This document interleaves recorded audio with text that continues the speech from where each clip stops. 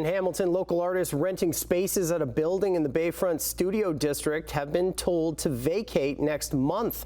The artists were renting the space at an affordable price, and now they have to search for a new studio with less than a month's notice. Melanie Cheung reports.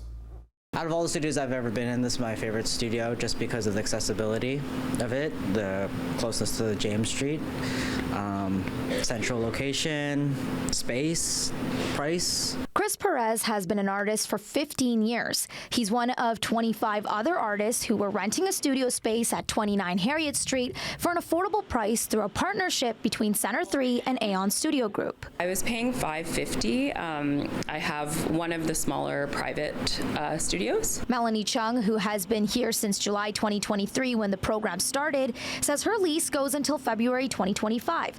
But on Friday, she says she and the others were told by Center 3 that they have to vacate by August 15th, just 20 days notice. It said that the building had sold and that they had just learned this news that the building sold, and that it would be a part of the stipulation of the sale would be that we would have to vacate by August 15th. Some of the artists are disappointed because they weren't given enough notice at a busy time and they don't have enough information. I wish we had more transparency on the issue, but yeah, it's not the option right now. I would like to know who's going to take over the building, what use they're going to have, and if there's any implications to have artists working in the space. We haven't been given an official letter. It was an email sent to everybody from Center 3. 29 Harriet Street is one of a number of properties owned or managed by investment management company Forge & Foster. The firm is known to be having financial issues with a number of their properties.